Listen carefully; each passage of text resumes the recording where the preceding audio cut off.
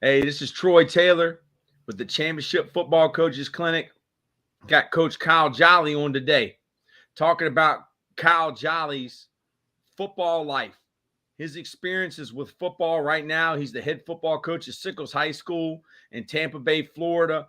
Kyle, for the people that are watching today, tell them a little bit about yourself and how your football journey started off and where you're from. So I'm from the 804, south side of Richmond. Grew up in Smoke Tree. I ended up playing high school ball at Blessed Sacrament Huguenot out there in Powhatan. Apparently, I did enough to get a scholarship and go play at the University of North Carolina. I was there for 5 years as an offensive lineman. Found my way into the NFL and had a cup of coffee up there with Pittsburgh and Atlanta. And then after that, I just jumped straight into college coaching. I was a graduate assistant at Old Dominion for 3 years, where I do know Coach Rapinick, and I know our man Shane and Gerard. I know you had those guys on here, so I know those guys. And then I took the long trip. I went out to University of Washington, took a second graduate assistantship out there under Chris Peterson, learned a lot of ball out there. I even really learned how to turn these guys into men. That's really where I learned all that aspect of it. And then I was living on the West Coast for a while, and my girlfriend at the time, now wife, she said, you need to get your butt back on the East Coast. So I took a D2 job at Concord University. I was the O-line coach, the travel coordinator, and the strength and conditioning coach. And then Coach Wackenheim, I know you had him on here. He called me up and asked if I wanted to be the O-line coach at VMI. So I was the O-line coach at VMI for a couple of years. Finally got married. Wife graduated med school, moved down to Tampa, Florida, jumped out of the college game and jumped in the high school game. And that's what kind of brought me over to Sickles High School. So that's kind of where I'm at right now. Well, we're going to go all the way back to the beginning, but before we do that, what are the main differences between coaching college and high school? And do you have a newfound respect for high school coaches? Talk about that a little bit, Kyle. I definitely do, because, again, in the college game, you kind of have a little bit more control over your players. You can sit there and monitor. You know exactly where they live. They're not going to be living 20, 30 minutes away potentially. They're going to all be within 10 to 15 minutes usually, and you can get them into your office relatively quickly. And then if you are a high school teacher, then again, you can't always get your kids to come see you. Whereas in the college game, you're in your office, you're doing something in the football facility all day long, and your mind is 100% devoted to football. Where in the high school game, you might be a teacher, you might be a full-time teacher and have to teach a full load of classes and then try to switch it on where now it's like, okay, now I'm 100% into football. Luckily enough for me, I'm a physical education teacher.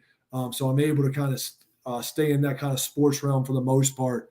But again, there's just a lot of different things that high school coaches have to deal with. I don't know how it is up there, but down here, our county only gives us helmets, shoulder pads, jerseys, and they provide transportation to the bus to the other schools if it's available. They have to be here by a certain time, but 99% of the time they're not. But that's all. So everything else beyond that for us is fundraising. So that's a whole new ball game that I've had to learn and kind of adapt and adjust to. So did you play football in rec ball? Did you play CQL? I did, yeah. So I was at Gordon. I was Gordon Patriot. So the CQL guys, I want to make sure that y'all know you can use this in y'all's promotion of CQL football. Played NFL, and they're looking for all the guys that made it to the NFL from the CQL. Played for the Gordon Patriots. Who were your coaches at Gordon, and what did you learn from them? So my dad has kind of been one of my main coaches throughout my entire time. So that's kind of the biggest influence on me. Now, good or bad. And for me, it was one of those where he let me do my thing, but at the same point in time, he knew, hey, you need to do this, you need to do that. And he kind of knew my buttons to press kind of to get me to roll. Now, when I was at Gordon, I was that tall, lanky, uncoordinated kid that got his butt whooped every day, and you didn't think anything was going to come from it. So if you would have looked at my Pee Wee team or my Little League team and been like, oh, one of these guys or some of these guys might go on to play college or NFL, I would have been the last guy picked. You wouldn't have said that guy just because when you saw how uncoordinated I was and how much I didn't do this or that right, you've been like, no, not that guy.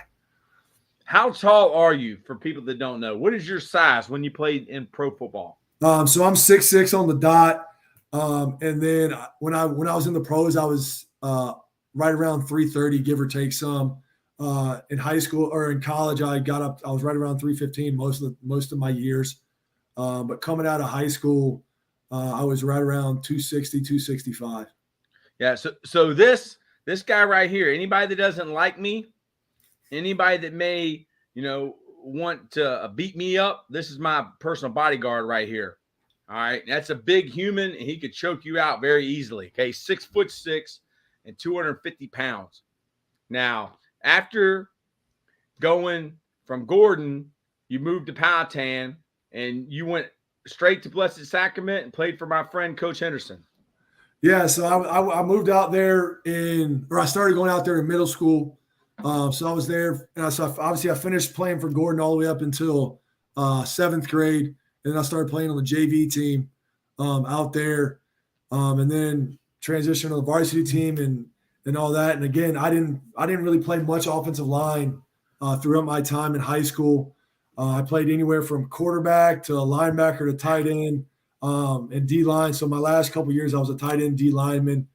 Again, so we were when I got there, I got into high school. We were on the lower end of the teams that we were playing, and luckily, Coach Henderson kind of turned it around, and we went to 3 state championships games in a row, and we won my junior and senior year. This is kind of funny where my senior year, I was all Metro playing tight end, but I got selected as an offensive tackle. Wow. Just because all I did was I had a couple catches, but Mason was hey, block this entire side down. Let's run behind you. So who was it that, I don't know if it crushed your dream or told you, I'm sorry, but you're going to end up being an offensive lineman? Well, so I kind of had a thought that I was going to be one, just knowing I was a big guy, but I wasn't necessarily a fast guy. And kind of, I don't know exactly who it was, but I went to camps. They're like, hey, let's do a little tight. Maybe you can do a little tight end, but let's shift the old line. I was like, that's fine. Hey, if you want to pay for me to go to school, I got no problem. Yeah. If it's free, it's for me, and I'll take 3. So I'll do that. And again, I had a blast. Every offensive lineman is a goofy guy, so I kind of fit in that room better than I would a tight end room anyway. Tight ends kind of try to be those Travis Kelce, like the pretty boy fashionista. That's not me. Now I got the hair, and I had in college and in the pros, but like I'm not a pretty boy by any means. So no. So I remember seeing you at the University of Richmond football camp.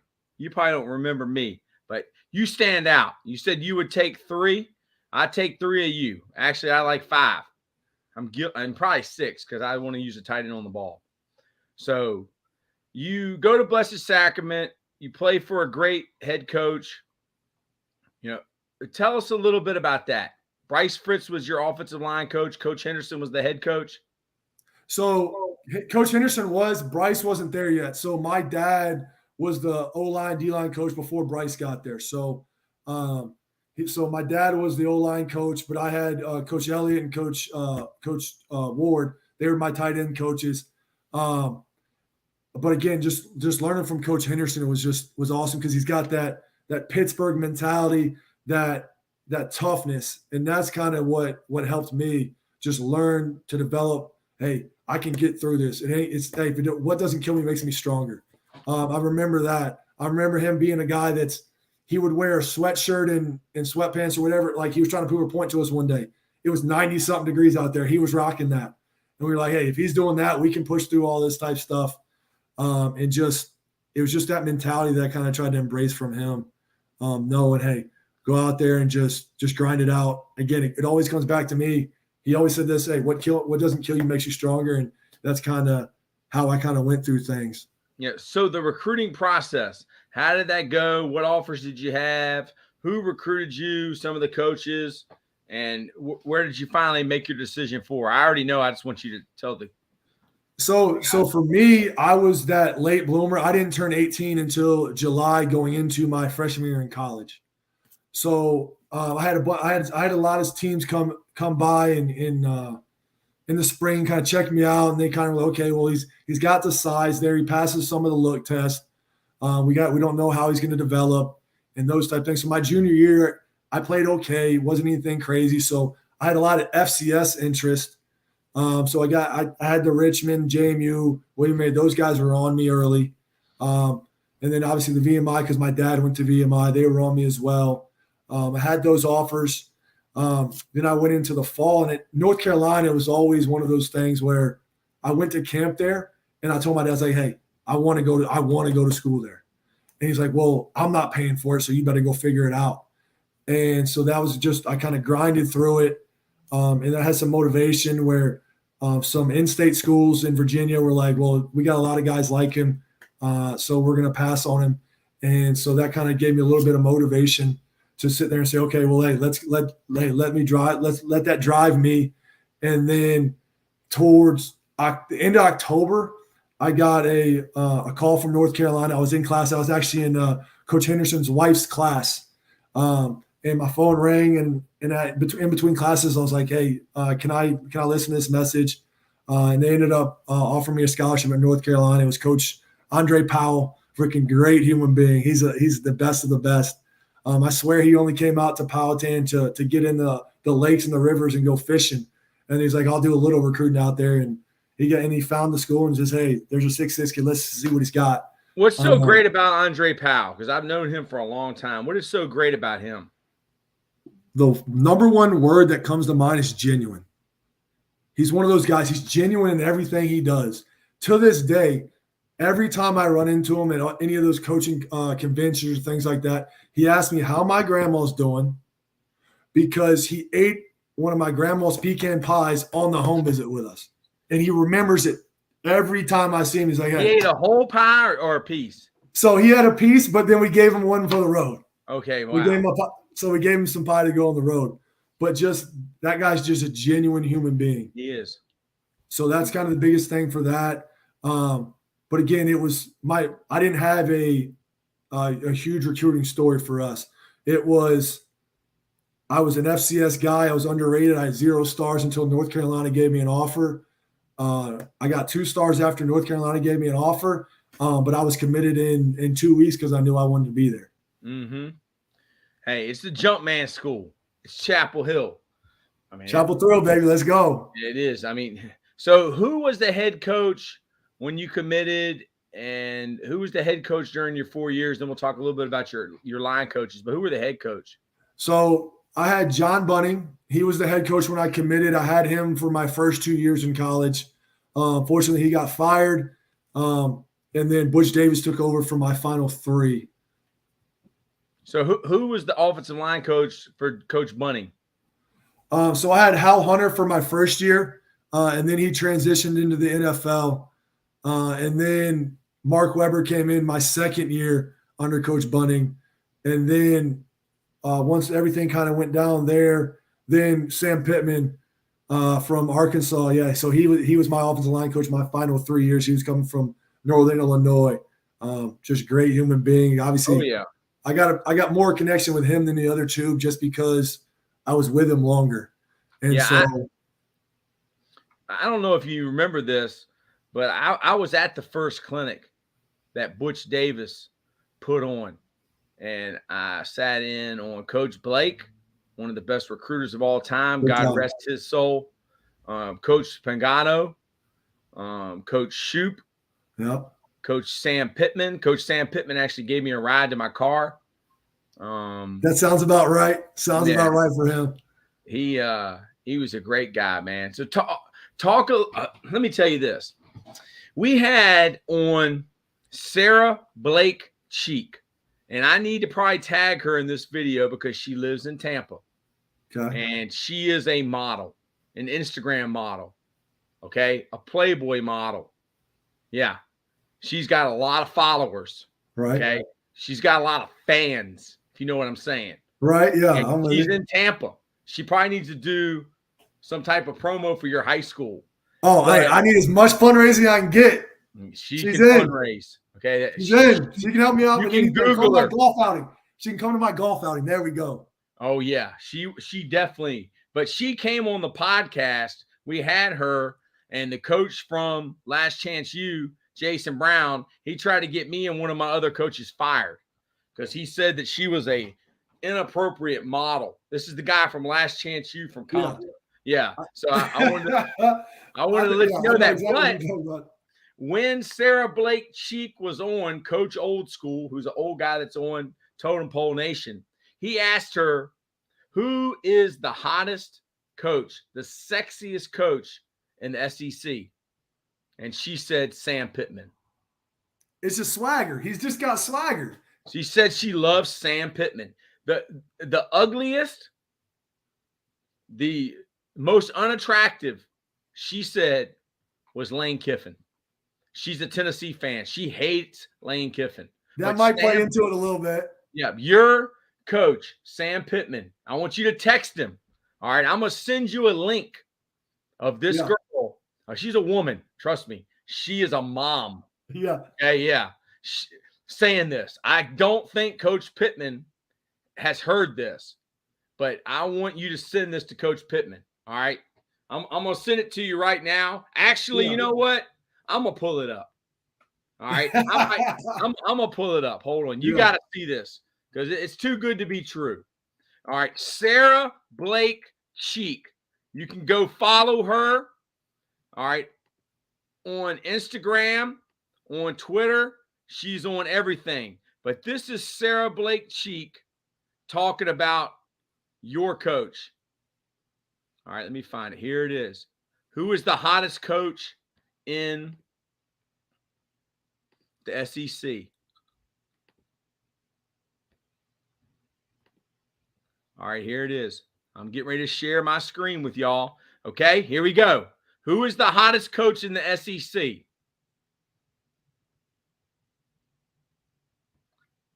And I might have something on mute. Ain't surprising. Here it is. I love Sam Pittman. All right. We're gonna let it run. Let's go, Sammy P. Football coach in the SEC. I love Sam Pittman. Who would you say is probably the hottest college football coach in the SEC? I love Sam Pittman. Yeah.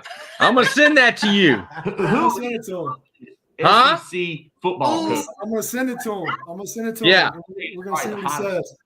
College football coach in the SEC. Yeah. I love Sam Pittman. I'm gonna text it to you. Okay, I'll send it to him today. Oh my gosh, man, dude, he's gonna trip. I tagged him on Twitter. I don't know if he ever saw it. He probably didn't. All right, Sam Pittman. I'm gonna text it to you. So tell us what is so great about Sam Pittman.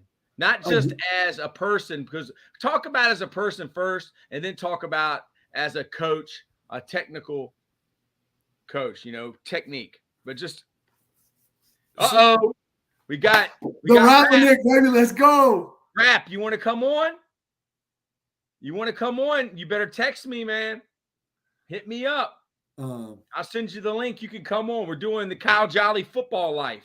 So what's so great about Sam Pittman as a person? So as far as Sam goes, he's a genuine human being. Again, to me, the best recruiters, the best coaches are genuine because the guys can buy into if you're genuine. If you are who you are, they're going to buy into you. And again, that's part of it because as a coach, if he's genuine, he gets his guys to want to play for him. His guys want to go to bat for him. They want to run through a wall for him. And then beyond that, he's a heck of a coach. He's a super detailed guy. He talks, he works you through every drill. He's like, well, hey, I had a hitch in my giddy up when it came to one of my pass sets, and he was like, hey, well, you're doing this. You got you're leaning too far backwards because you're trying to, and a lot of those things. And he fixed it relatively quickly.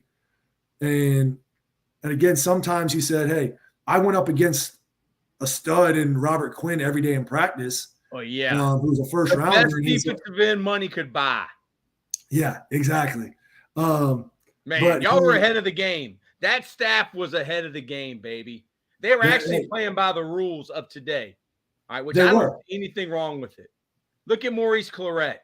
I mean, he accepted a little cash and had an old car. It wasn't even a new car.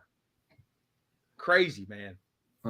But yeah, like we had some studs on defense, and he was one of those guys. And so there were some times where he would just beat me, and I would turn around and look at Coach Pitt, and he goes, "Hey, sometimes a first rounder is a first rounder." And I'm like, okay. So he knew it, and he talked through my head, "Hey, sometimes you're not going to be able to do it. Sometimes they're just going to be able to win." And so he was like, just do your best and make sure that you are focused on the process, not the end result all the time. Ooh, say that again, because we've been focused on the process, not the end result. Yeah, because there's nothing we can do about the end result. There's nothing we can do about making it to the NFL. There's nothing we can do about winning a state championship. The only thing we can do anything about is today. Exactly. Wow. And that was the biggest thing for me, is just learn the process, be a student of the game. And it's one of those things where if you put your time into the film room, you're going to know the answers to the tests before they're there, before the test happens. So if you are dialed in and know your opponent almost better than yourself, you'll know what's going to happen. Yeah, Kurt Von Bargen, he retweeted on Twitter, said, "GOAT, man, you guys, everybody talks a good game, but they don't want to come on. They don't want to come on and talk, tell some stories." All right. We got Kyle Jolly on today. Talk a little bit about that Butch Davis staff. I mean, Coach Shoop, who was a superstar, a John Gruden guy. I mean, Coach Chuck Pagano. I mean, talk a little bit about those coaches he had. Good gosh, Coach, talk a little bit about Butch.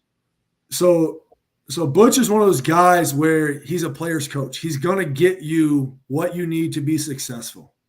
And that's what he kind of came in and said to us. He's like, "Guys, there's talent in this room. Tell me what I have to do to get us to become successful. I'll get whatever you guys need." He's like, "Doesn't matter what it is."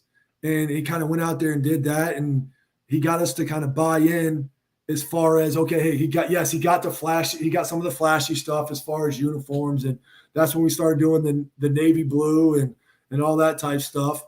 But again, he got the best coaches for us. And you look at Coach Shoop, he was bringing NFL guys into the college game for us to learn from. He was going and getting the best of the best at that time. And Coach Shoop he's a mad scientist type guy, but he is wicked smart.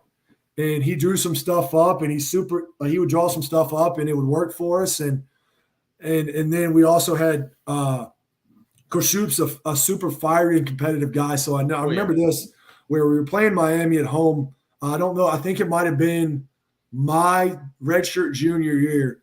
And we had the ball for the first 20 or 30 minutes of the game. And it was the tail end of the first half. And we're gassed. And somehow we get the ball back. Our defense was a bunch of studs. So we get a turnover. We get our ball back. And Shoop had already kind of started walking down, getting ready for halftime. And so we see him start booking it out of the freaking tunnel to come call some plays. And so we call a timeout. And and then we call a timeout, and then that was when Soulja Boy was big. So that song came on. And Coach Shoop was just calling one play, and then Miami started dancing. They started dancing to the song. He said, "Screw that. We're running this." And he looked at the guy who was in reverse, and he goes, "You better score." And it was Brandon Tate. And so that guy hit it on the reverse. He scored, and then he hit it on him right when he scored. Oh yeah, he hit it on right when he scored. Exactly. So we just freaking freaked out. It was awesome. But that's kind of just one of my stories with Shoop, and just great dude. Now he's one of those guys. He's a ball guy, like you were talking about earlier. I need to get him on the show. Him and his brother. Oh yeah, big time. Both. So if you got their number, dude, I need to get you and Sam Pittman on the show together. That'd be awesome. Yeah, That's it would awesome. be awesome. Let me work some He magic. might See what I can remember me. do. He might remember giving me a ride to my car. I mean, but he probably did that for 1,000 different guys. He may have. He may have done that. I'm not sure. Yeah. Because you Get did him on have the show, man. You did have somebody that might have been trying to get a little bit of the big fella. Yeah. Morgan. Hey, Moses. look, Sarah Blake Cheek is in Tampa, and we will get Sarah Blake Cheek on if we get Sammy Sam Pittman. All right. I'll try my hardest. Well, I'll try to get it done. Tell us, say, Coach, this woman would like to meet you. And my buddy has a podcast, and we're going to work it out. It's great promotion for the Arkansas program. It is. I don't know what Jamie Arkansas. Pittman will say about that, but. So Pangano, how many years was he there? I believe he was only for one, because then Coach Withers came in. Everett Withers came in, did a great job. Again, like you look at our staff, it was stud. Like the coaching staff was studs upon studs. Yeah, and it just like you can just kind of list them. And hey, Alan Mulgridge was our tight ends coach, and so he's a great coach as well. And he was most recent down here at South Florida. Now he's up there at ECU, but he's great. And you can kind of just go, just look at each room, each coach's staff. Like they were top notch. And then we had Coach Hagan as well in the tight end room. It's just a bunch of guys that were just stud coaches. Rap wants to know, can we get Jolly to cut his hair? Hey, Ian, if you want to donate to my program, we might be able to get rid of this if you donate to my program, but it's going to have to be a pretty penny for that to happen. Yeah, man, that might be a good fundraiser. I'm living my best Florida life right now. Yeah, man. I'm a Florida man. How far are you from St. Pete? Because Coach Bald, who's a Richmond guy, lives in St. Pete, and you would not believe his backyard. I'm 45 minutes away, so him and I need to get together, and all three of us can jump on here. Oh, man. I'm telling you, man. He'll probably jump on right now. I mean, he loves it, man. I'm going to show you his backyard. Hold on. Let me show you this. I sent you that text. Send that to Coach Pittman. See if we can get a response. If we can get a response and he can come on the show, we'll bring him on, man. I don't know if we can get it. Hey, he's a busy man. I don't know if we can get it right now. I'll try my best. Hey, man, you never know, man. Just see if he responds and say, hey, I'm doing a podcast right now. Troy, want to see if you want to talk to Sarah Blake Cheek. All right, let me show you this guy's backyard, dude. Unbelievable. What is up, Totem Pole Nation? I'm here. All right, here you go. I'm going to present it. Coach Hutchings in the house, too. Glad to be back with you, Coach. It's been a little bit since we've been together, man. Obviously, you're having a good time down there in Florida. I can just tell by where you're sitting. You see it, Kyle? Yeah, man. Hey, TGI. Oh, wow. Friday includes Friday. He coached at Lakewood High School. He coached Isaiah Wynn. So, yeah, man. That is his backyard, dude. All this week. That's his backyard. For the big game. But, yeah, this is why the game should be in Tampa, Florida, or Miami, Florida every year. I mean, it's amazing. It's beautiful. Yeah, man. What did he do to get that backyard? Oh, my God.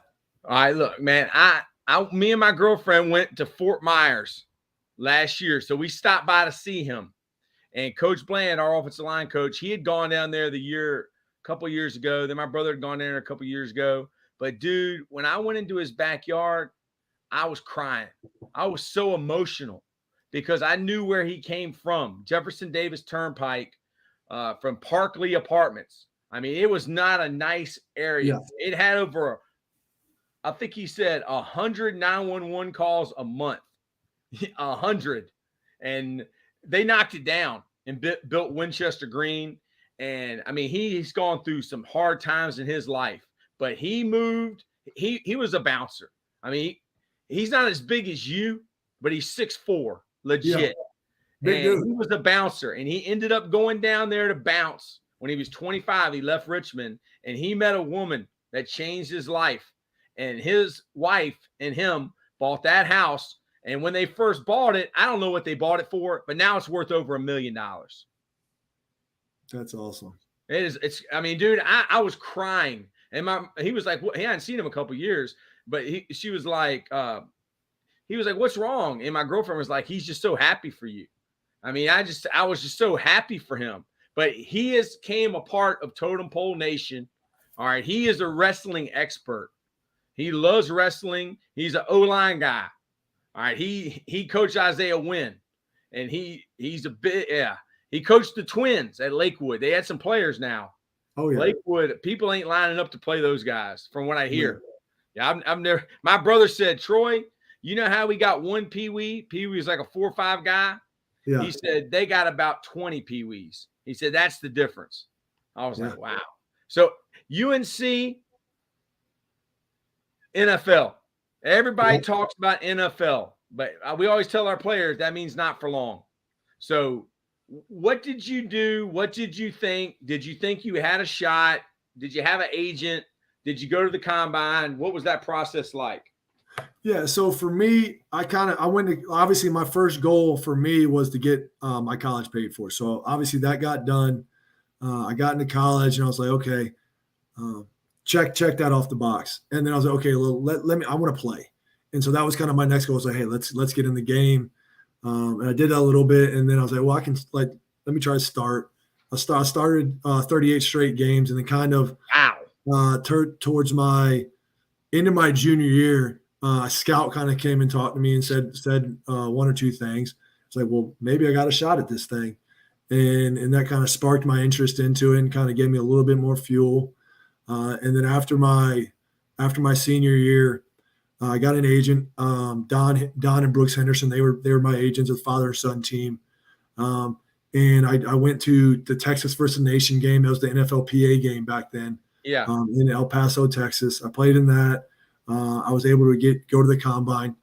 So I was at the combine 4 days, but they're a grind. Like they grind you out. Tell us what it's like, because everybody wants to sign up for the combine. They want to be there. They cry if they don't get invited. But what do you actually got to do? So a lot of times you get up at 5 a.m. every day, 6 a.m. They're always having you do something, whether it's drug test or whatever. And then you're up until about 11 o'clock at night. So you're running off of 6 hours of sleep. One day is the medical day, and there's like 8 rooms. And there's a couple teams in each room. There was a functional movement screening room. And there's other things that you got to do throughout that process. But again, imagine someone, so there's one doctor for one team that examines you, and they twist and torque and try to pull and prod and push on every single joint you have. And then they walk into a room and they explain, okay, well, this guy's got deficiencies that are X, Y, and Z. We recommend this X, Y, and Z test.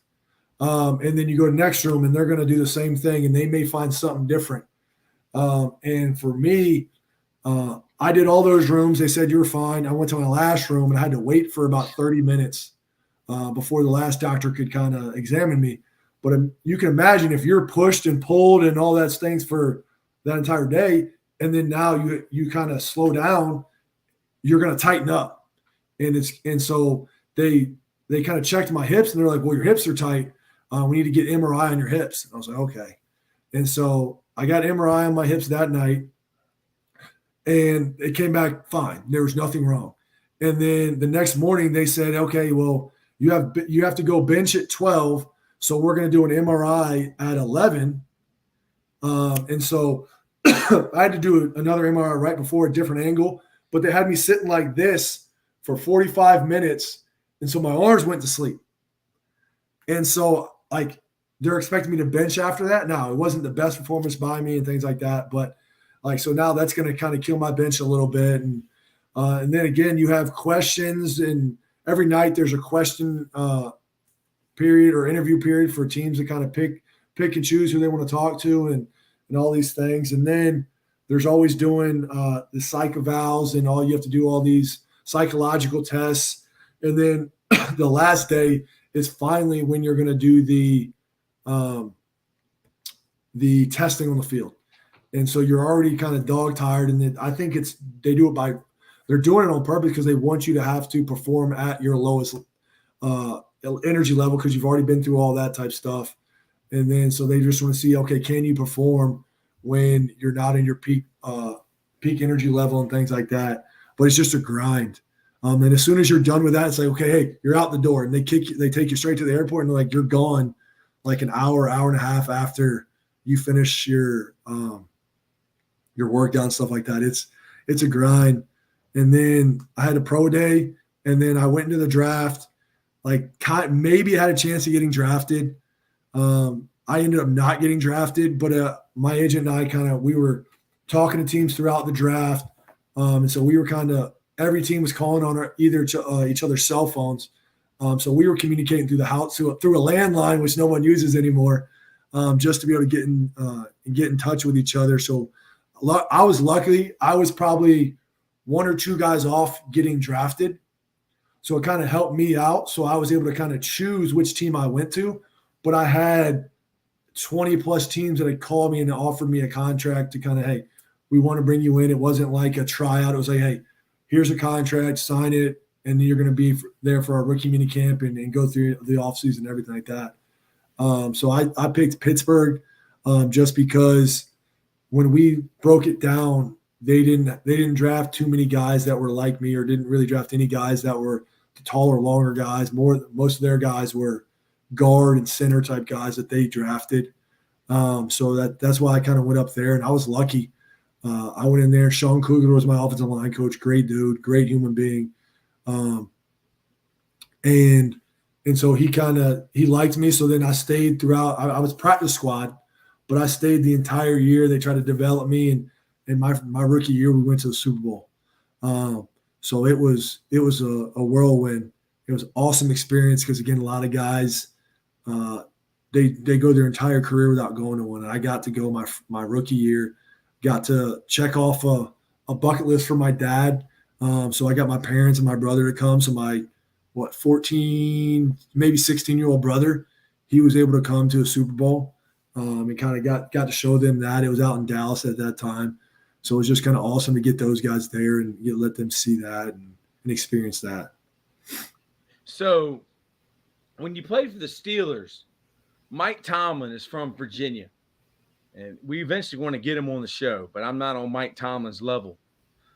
But what is so good about Mike Tomlin? He's never had a losing season in pro football. Why is that? So I think it's partially him, but it's partially the organization. So you can kind of look back on the Steelers in general, and most of their teams have always been good, at least by NFL standards. They're never bottom of the barrel. Again, you look at how many coaches they've had. So there's consistency.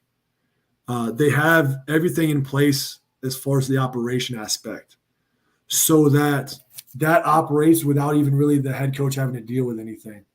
And then with him, he's a player's coach. He's a smart human being, but he's also a player's coach. He's a fiery guy, so he's going to get the best out of his guys because he's going to have your back for the most part. And he's going to try to get you guys to succeed, and he's going to put guys in position to make plays. But again, he's a guy that likes to walk around and joke around with guys and get them. He likes to get that relationship with you.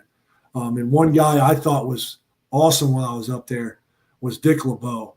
And the reason I say that is I was a undrafted rookie offensive lineman. In day one or day two, he comes up and just says, "Hey, Jolly, how you doing?" Like, I wasn't wearing anything with a number or anything. That's when they averaged 90 guys on the roster. I'd been there for 2 days, and he knows my name and has a conversation with me. And he's a Hall of Famer, and I'm a nobody. And he sits there and singles me out and says, "Hey, man, how you doing?" That's just big time. Yeah, and that's kind of that's him to a nutshell. But again, that's that organization in a nutshell as well. Man, I mean, your teammates. Talk a little bit about your teammates. You got any stories about them? I mean, I know one of the Pounceys was on your team, right? Yeah, so Marquise, I came in with him. So we were rookies together. That guy is one of the most athletic offensive linemen I've been around. He's not overly big. He's 6'4", 295. So by NFL standards, that's not a giant human being, but he's super athletic, and he's got heavy hands. For being that size, he's got a big man's heavy hands. And so just watching him play and how he sees the game and how he learns, and that was just kind of awesome. just to kind of watch and learn from him. And I got to learn from guys like Flozo Adams, the freaking hotel. And so he's just like I got there and then I didn't realize both the tackles were 6'8", 350 plus. And I'm like, and then the guards were 6'4", 6'5", 350. I'm like, yeah, I may have bit off more than I can chew up here. But they were just large human beings, and that's coming from a large human being. So they were extra large human beings. Yes. Was there ever a point? I mean, you got Mike Tomlin as your coach. You got Dick LeBeau. You went to the Super Bowl. We asked McDaniel, the center that played for the Eagles in the 90s. He had like something crazy amount of games in a row. Was there ever a time that you was like, wow, I'm in the NFL? His was, they were playing the Giants on Monday Night Football, and he had to start. And he was just like, wow. Was there ever a time that you had like an aha moment like that? I think that for me, it was when we got to the Super Bowl. Because again, you have that media day and you just kind of walk into Jerry's World and you're looking around and you see the Jumbotron and you see probably thousands of reporters. And then they come and talk to me and I'm like, well, I'm a nobody. And they're talking to me about this, that, and the other. And I'm like, okay, this is kind of cool. But that was kind of the biggest moment for me, and is just looking around and seeing all that. And it was just like, yeah, I'm here. Man. So you played for the Steelers, and then you went where, and who were your coaches there? So I went to the Falcons after I was with the Steelers. Mike Smith, so he was the head coach. Paul Boudreaux, he was the offensive line coach. Mike Malarkey was the OC. So again, there was good coaches there. Now that was kind of awesome because my college roommate and best friend, he was an offensive lineman down there. He was starting down there for them. So I kind of got to rekindle the college world for me a little bit. It was like, because he had a big house. He was like, hey, dude, you're here for the last half of the season. Hey, you want to come live with me? And I was like, yeah, man, let's go. Wow. So it was kind of reliving college a little bit, and it was awesome. So you get done playing pro football, and then what do you do? How does that all go down? Where do you end up? Yeah, so for me, I had never really thought about coaching until I was going to go like sports administration route, player development, and then Sean Cougar, we were in a meeting one day, and he kind of stops the meeting and was like, hey, Jolly, I know when you're done playing, you're going to be a heck of a coach. And so that kind of sparked me to think about, like, if that guy says it, maybe I got a shot at this thing. So that's kind of what started it for me. And I came out, and ODU was doing that transition from FCS to FBS. And so they were able to hired more GAs. I sent out 50, 60 emails and I sent letters and all these type things about trying to get a GA spot. And some got back to me, some did not. And then ODU, as soon as I sent the email or they got my letter, they called me that day. He was like, hey, do you want to come down here, check us out, and then potentially come on as the O-line GA. And so I got that job, and I started in June of 2013, and I was the O-line GA, and then we transitioned to having tight ends, so I took those guys over. So it was kind of awesome. Bald Coach K, you need to jump on here. I showed him your backyard. He's in Tampa Bay. He's a Richmond guy. All right. Sickles High. Heck yeah, man. Ray McLeod was a beast. Lakewood is looking for games this year, weeks 2, 5, and 11. Iron sharpens iron. Look, I don't know what coach's record was this year, but Lakewood needs to play the Jacksonville Jaguars. All right, they need a game. Hey, I ain't doing that. Hey, we were not the best this year. They can play the University of Miami, and then they can go play the Jaguars next. All right, they're loaded. But Coach Bald, log on to live stream and jump on here. He said he wants to meet you. Guess who his college offensive line coach was? Sam Pittman, the sexiest man in the SEC, according to our affiliate. She actually got fired by the coach from Last Chance U, Jason Brown. She was on his podcast. I had no idea about this, but then there was a beef that occurred between her and him. And she came on ours, and the guy ends up trying to get us fired, me and my assistant coach. But Coach Bald, you need to come on the show. He wants to come hang out. He's a good guy. He's from Smoke Tree. That's where the rich people are from. You know, you're from. Yeah, I know about that one, big dog. Yeah, smoke trees where the rich people are from. All right, now look, when you go to ODU, who was it that got back with you so quick? So it was Brian Scott. He was their OC, O-line coach.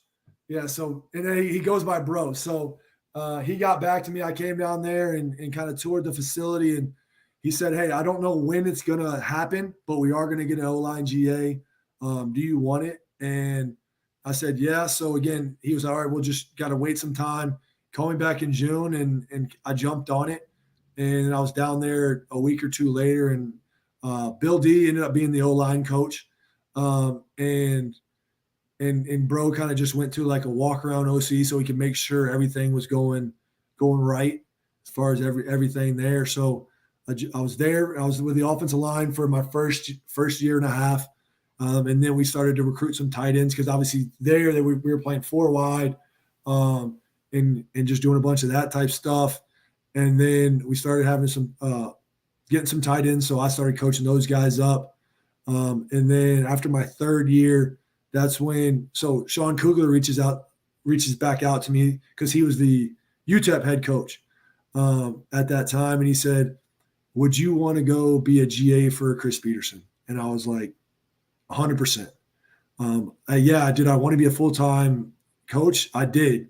But again, sometimes you got to stay broke to learn and meet the right people. And that's what I did. And I went out to University of Washington. Me and my dad, we drove from Norfolk, Virginia to Seattle, Washington in 3.5 days in last week of January. Don't ever do that. We lived to tell the tale, but I never would do that again. That was miserable.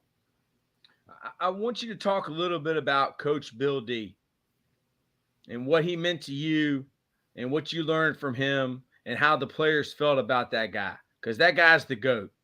He is. So many people come on the show already to talk about Coach Bill D. So talk a little bit about him, Coach. Yeah, he's a Virginia legend. And for him, he was a crusty old man, but he was hard on his players, but they loved him.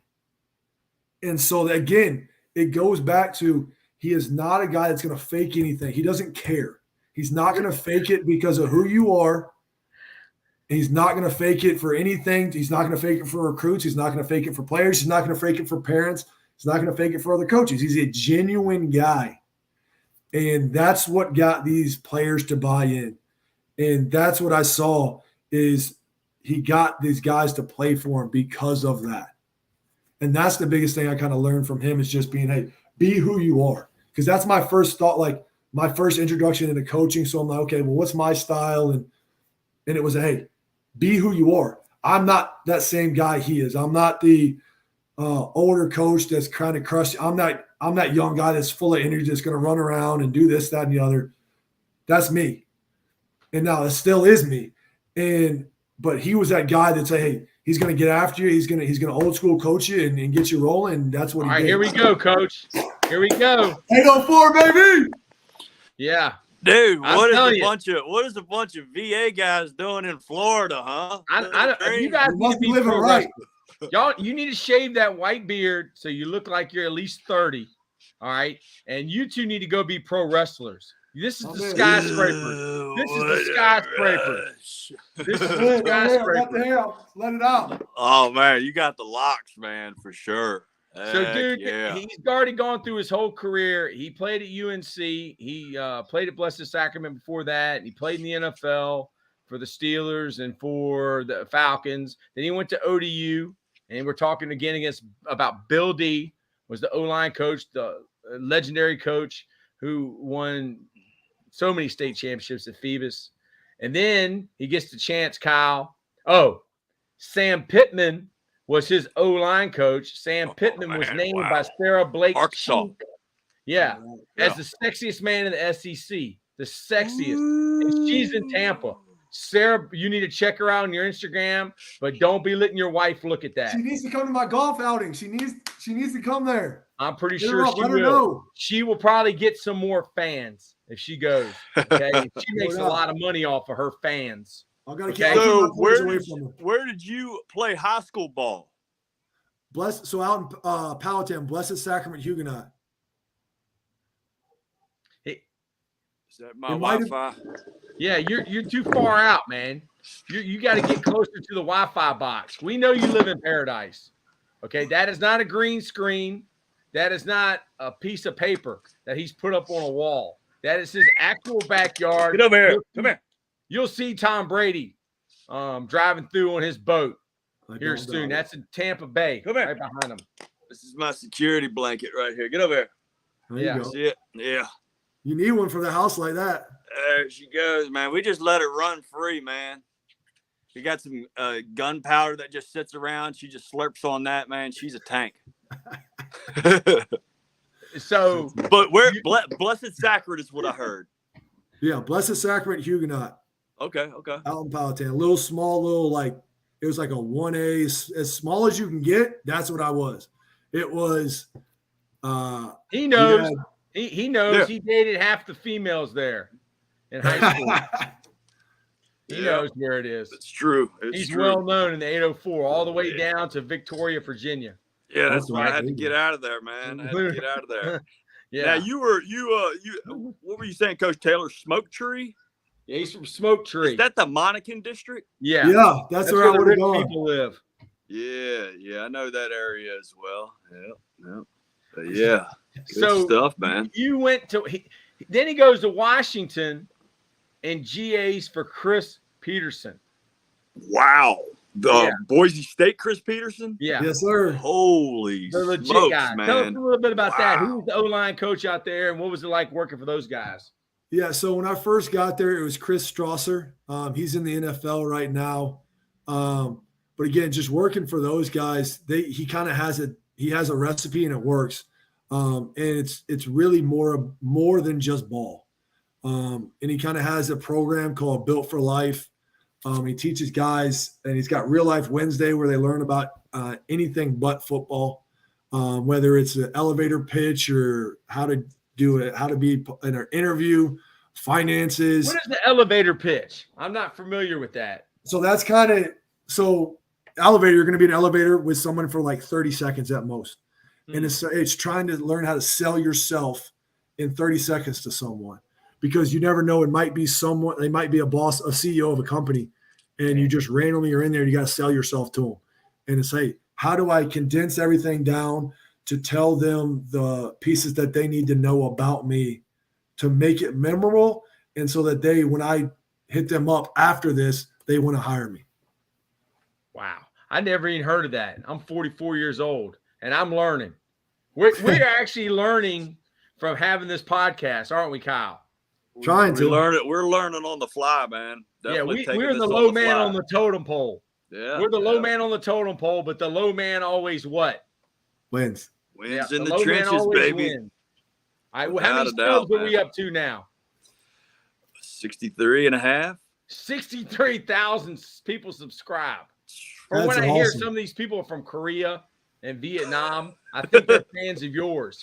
Okay, someone might want to come over here. Maybe Coach Hutch will have a few wives. But Coach, other than that, he taught life. Kyle, this is both Kyles. Both y'all are named Kyle. Yeah. Kyle and Kyle, the two Kyles. Every coach has been on here. And Chris Beatty, Kyle, said when he went to the NFL, he's got two $20 million receivers a year, Keenan Allen and Mike Williams. Both said that the former high school coach from Virginia, Chris Beatty at Lansdowne High School, is the only coach they ever had that taught them about life. It gets overlooked because too many people just sit there and say, okay, it's all about X's and O's. No, because again, you want to, somebody said this, I don't know exactly who it was, but you want to be true to the person at 35, not at 18. Because again, it's your job to turn them into a good husband, a good father, a good neighbor. And that's the bigger picture. Yeah, we have three things we try to do. One, change lives. We're doing it with this program. Change lives. Two, help get them to the next level, whatever that means. Three, build champions for life. That's our mission statement on Totem Pole Nation, the Championship Football Coaches Clinic. And Chris Peterson would agree with that. 1000%. Does he talk or is he quiet? So he does. But everything he does, when he does talk, you know you're going to sit there and listen, because he's not a super outspoken, fiery guy. So it's one of those things where, like, if he talks, you're like, you lean in to listen. Like You EF wanna Hutton. know- yeah, he's always going to drop knowledge on you.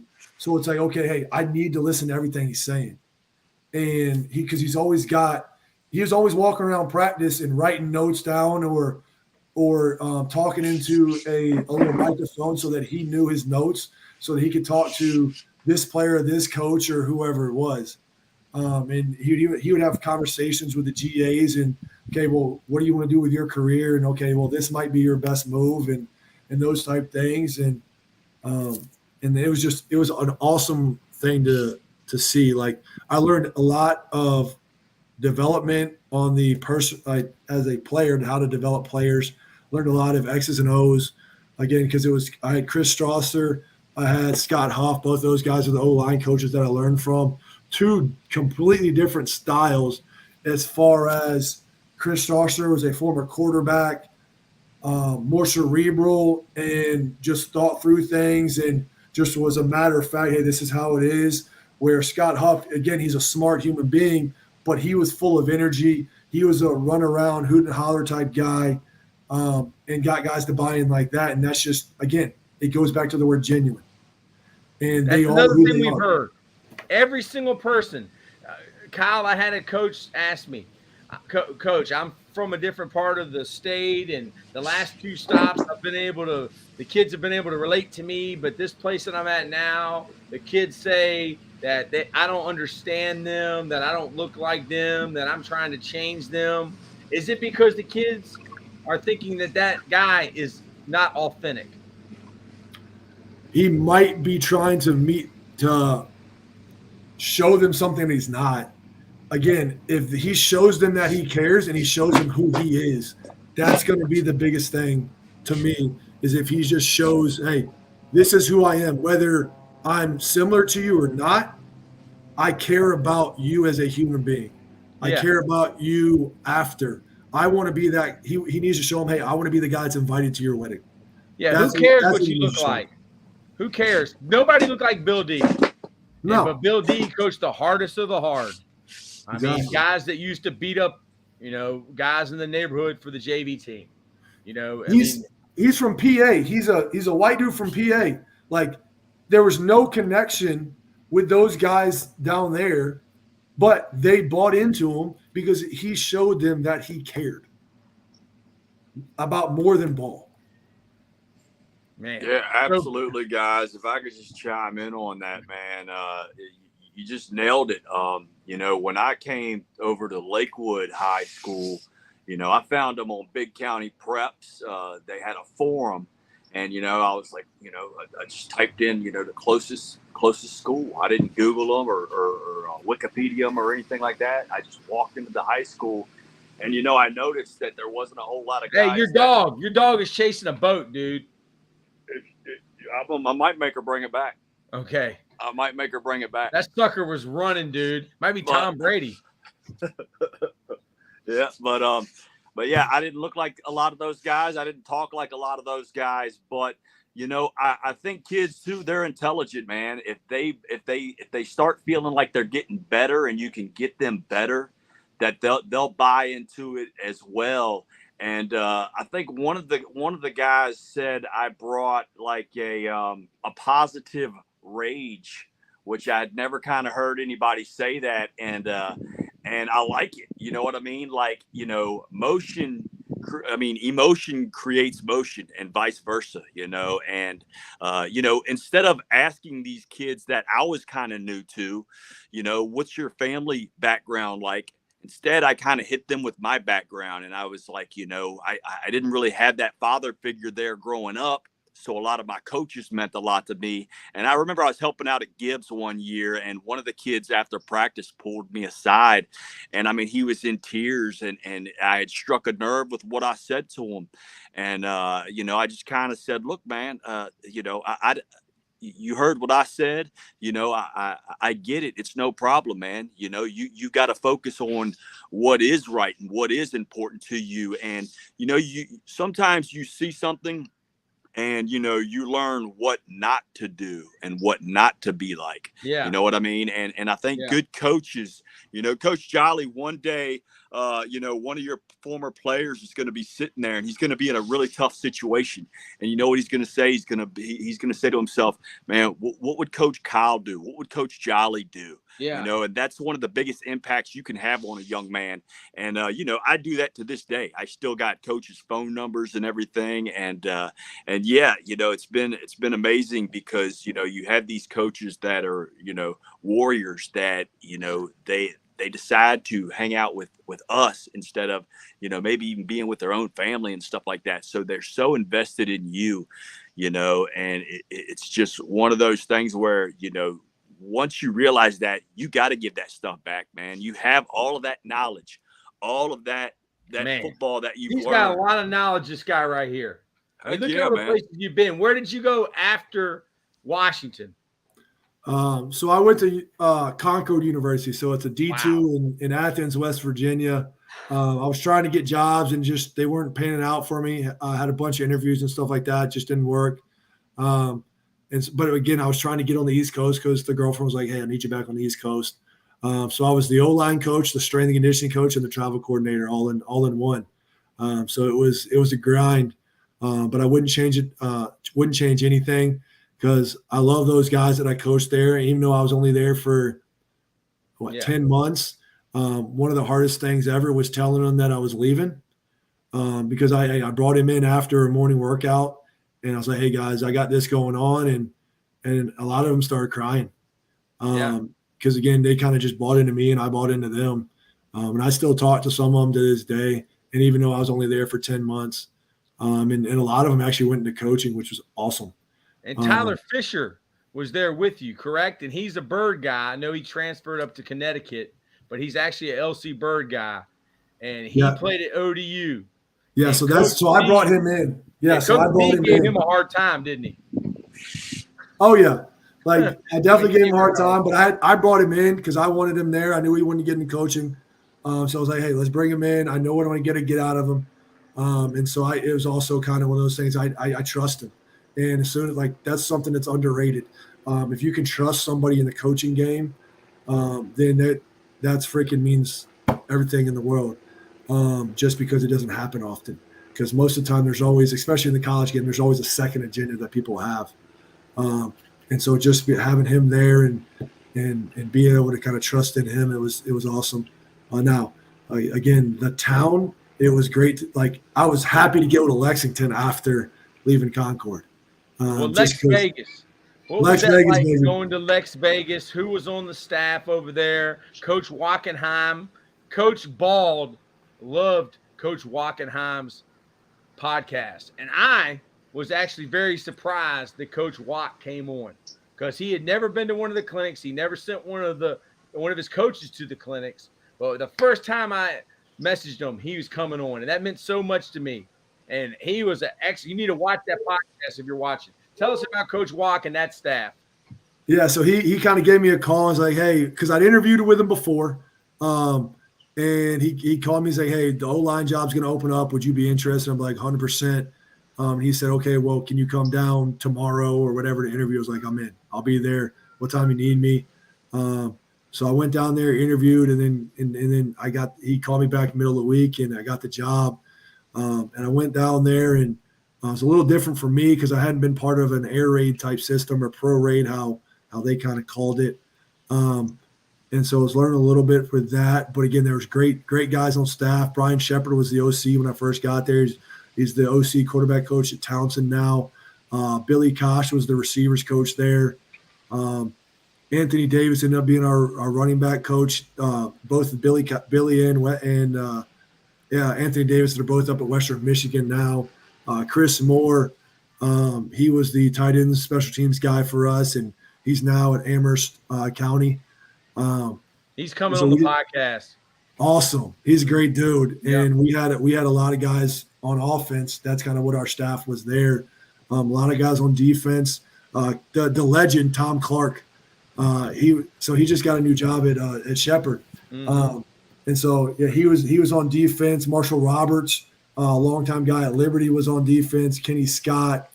Pat Kuntz was our D-line coach, who's at JMU right now. Funny story with him. So he comes in on his interview like a week after I did. So I was there. He came in, and so he played at Notre Dame.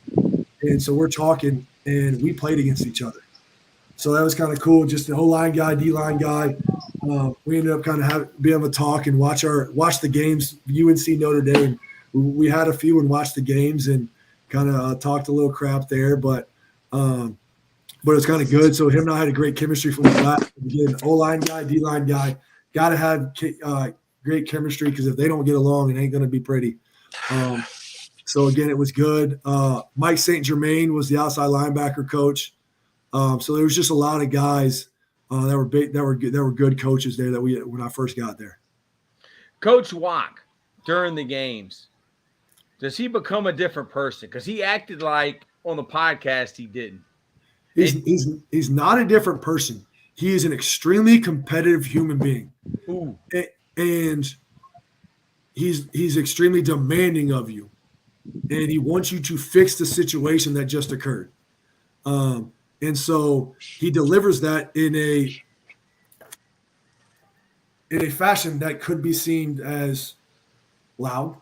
But I'm an O-line guy, so again, it doesn't do anything get wrong to me. Like, I'm used to that. So to me, that was nothing. I'm just like, I go with it because again, O-line guys or O-line linemen are usually kind of they're getting yelled at, so I'm fine. And it wasn't anything mean or demeaning. He was like, "Hey, this just happened. This needs to be fixed." And I'm like, "I got it. I'm there. I'm already talking to him." And so that's kind of what it is. It was just maybe some guys can't handle that or aren't used to that, but for me, that's second nature. Now that was for him. For me to get work with a head coach that's my same position, I was a little nervous going into it. I didn't know if he was going to let me do my deal or if he's going to try to micromanage me and kind of, hey, like, hold on. He was going to micromanage me. Like, hey, I want you to do this. I want you to do that. But every time he was like, Jolly, if I wanted to coach the O-line, I would. He's like, I don't want to do it. I want you to do it. So he let me do my deal. He'd say, hey, have you thought about this or have you done this drill? And I'm like, well, yeah, I like that drill, maybe not that drill. And then he was like, well, and then we would go in his office, and if I had a question, I'd ask him. I was like, how would you block this? And he'd tell me. And then also he'd be like, hey, well, if I ever coach the O-line again, I'm going to take some of your drills that you brought because I like them. And so it was a good rapport. He's just an awesome human being. And when he heard that, so I had to go tell him, hey, I'm going to resign. My wife got a residency down here in Tampa. He was the first one to congratulate me. And then he sat there and he was like, hey, he looked up stuff for me. He's like, hey, well, there's these coaches here. There's these teams here. You need to apply for your education certification. Like, he started doing research for me on jobs awesome. That I could get. And because one of his sons used to live down here, and he's like, well, you live here. There's a Starbucks right there, and I live half a mile from the Starbucks that he talked about. Wow, that's so crazy, kind of man. But he's a great dude, man. So, hey, guys, I'm sorry, man. I'm going to have to cut out. Coach Jolly, can I follow you on Twitter? You on Twitter, bud? Yes, sir. It's just at Kyle_Jolly. I'm going to find you right now, man. Awesome stuff. We'll definitely link up. All right, my man? Yes, sir. Yes, sir. Appreciate you. Take care, T. Hey, see you, buddy. Coach Tatum, Kyle Jolly.